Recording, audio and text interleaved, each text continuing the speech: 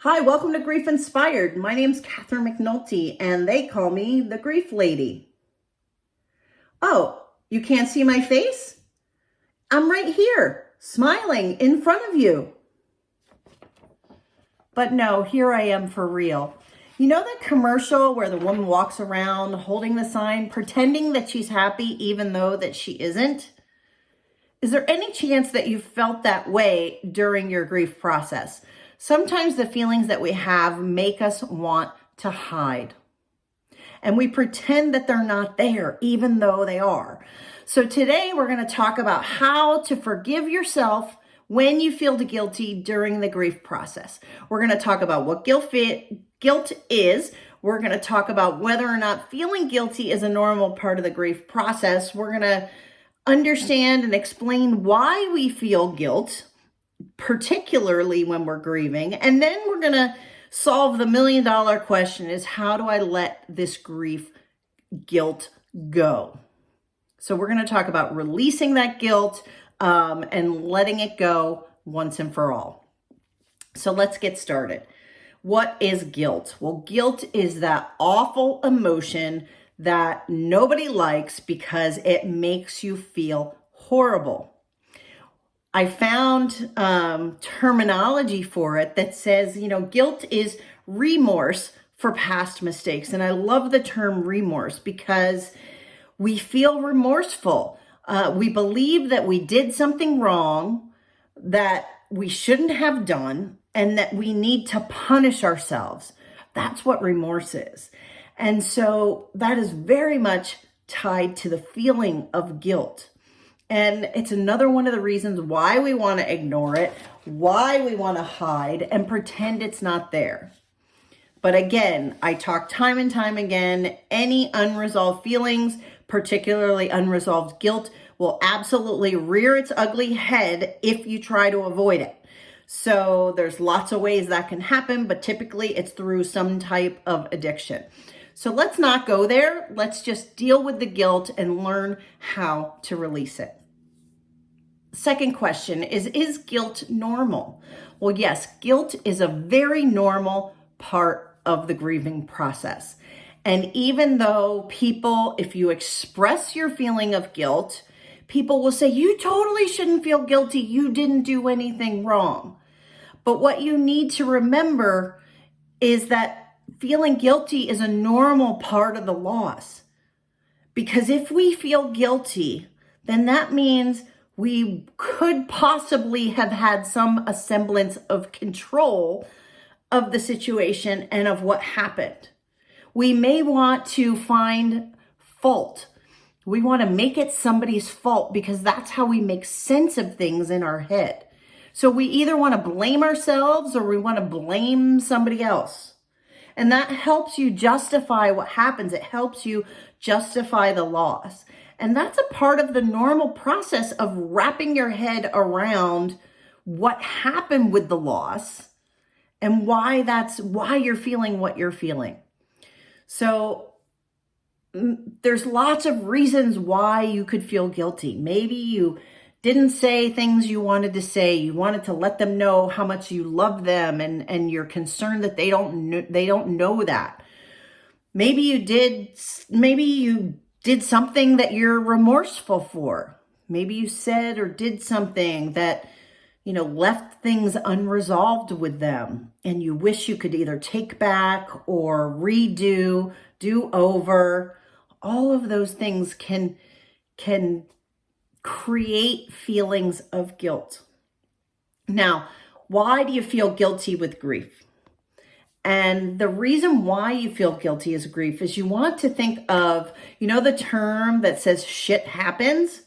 Well, rumination happens. And if you don't know what rumination is that process which I can guarantee you're going through or have gone through. And that's the process of replaying events over and over in your mind. It's that one that keeps you up at night when you can't sleep and you're staring at the ceiling. It's because your mind is racing and you're going over and over things in your mind, ruminating to try to see if there could have been a different result. Could you have done something? Could have you said something to make the outcome different? And it's a way of trying to justify what happened. And again, it's a way of trying to get some control in an uncontrollable situation. Now, here's the $1 million question. How do you let go of the guilt? Well, to let go of the guilt, you can't flip a switch and just make it stop. As much as we wish that could happen, we absolutely can't not do that. But what you can do is that you can realize that letting it go, releasing that guilt is a practice, and it takes time and it takes patience, and it's not something that's going to happen overnight. And in order to do that, step one, recognize that you are feeling guilt. And guilt is that feeling in the pit of your stomach that's often linked to shame.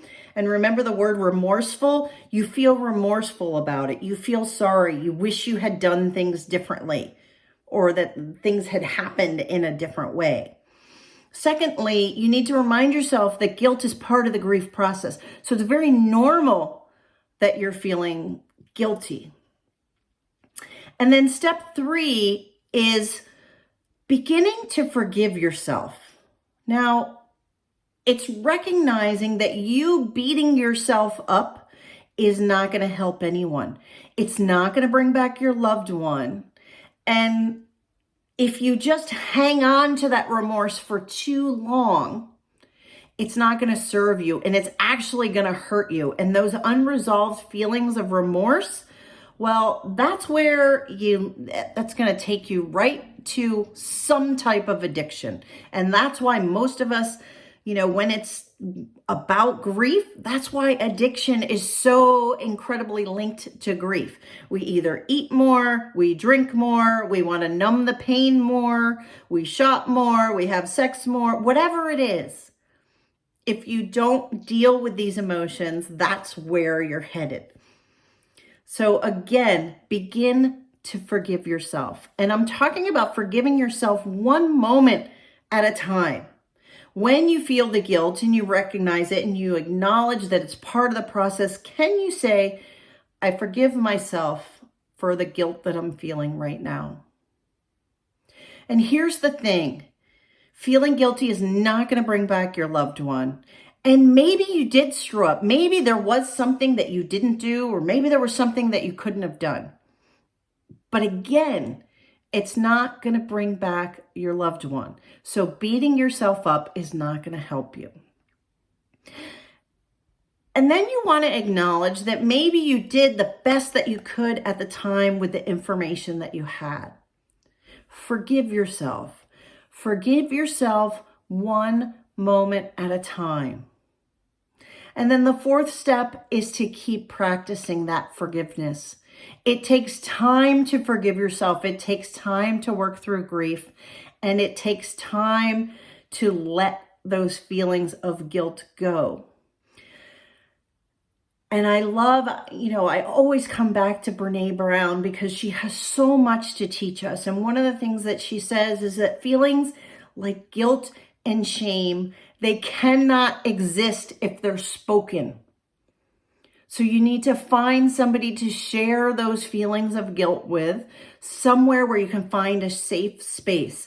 Maybe it's with a coach, maybe it's with a therapist, maybe it's with a spouse or someone that you love.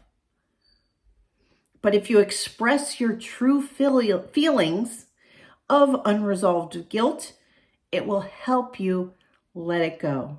So it's practice. One moment at a time, begin to forgive yourself, and you will be surprised by the way that you can release your guilt. So I hope that that's helpful. I hope that you will know that guilt is very much a real part of the process, that you can let it go, that it is a practice, and that feeling remorseful and beating yourself up is not going to help anyone. So take care of you. Be gentle with yourself. Take some time today to feel the guilt and to practice that forgiveness. Thank you so much for watching. If this video helps you, please let me know. If there's other things that you're struggling with, please let me know those too as well, and I will create a video that's just for you. Thanks so much, and we'll see you in the next video.